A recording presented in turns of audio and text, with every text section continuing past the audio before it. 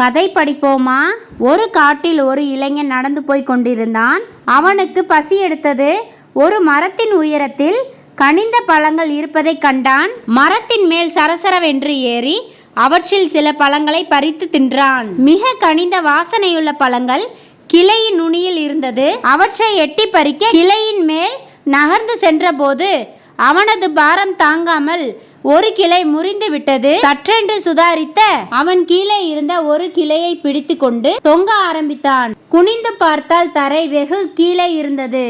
ஏற்கனவே பயந்து போன அவன் மேலும் பயந்து கண்களை மூடிக்கொண்டு யாராவது காப்பாற்றுங்கள் என்று திரும்ப திரும்ப அலற ஆரம்பித்தான். தற்செயலாக அப்போது அந்த பக்கம் ஒரு முதியவர் வந்தார். மரத்தில் தொங்கிக் கொண்டிருப்பவனை பார்த்தார். அவன் மேல் ஒரு சிறிய கல்லை விட்டு எறிந்தார். கல் பட்டவுடன் வழியில் கீழே பார்த்தவனுக்கு ஆத்திரம் வந்தது. பெரியவரே, உதவச் சொன்னால் கல்லால் அடிக்கிறீரே, அறிவில்லையா உமக்கு என்று கோபத்துடன் கேட்டான். பெரியவர் பதில் பேசாமல் மற்றொரு சிறிய கல்லை எடுத்து அவன் மேல் எறிந்தார்.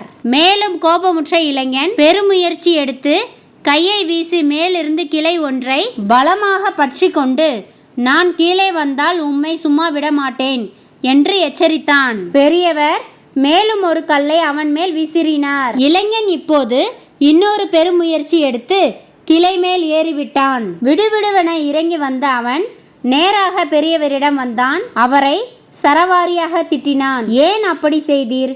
உம்மை நான் உதவிதானே கேட்டேன் என்றான். பெரியவர் அமைதியாக சிரித்து கொண்டே, தம்பி, நான் உனக்கு உதவிதான் செய்தேன் என்றார். இளைஞன் திருத்திருவென குனிந்தான். பெரியவர் விளக்கினார்.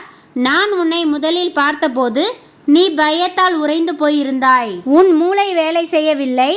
நான் கல்லை விட்டு எறிந்ததும் பயம் அறைய ஆரம்பித்து நீ என்னை எப்படி பிடிப்பது என்று யோசிக்க ஆரம்பித்தாய். உன்னால் முடியும் என்று யோசிக்க ஆரம்பித்தவுடன் நீயாகவே உன்னை காப்பாற்றி கொண்டு கீழே இறங்கிவிட்டாய். உன்னை உன்னாலேயே காப்பாற்றி கொள்ள முடியும் என்று உன் அறிவுக்கு முதலில் புலப்படவில்லை.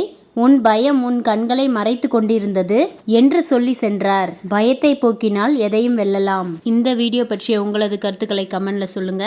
நன்றி, வணக்கம்.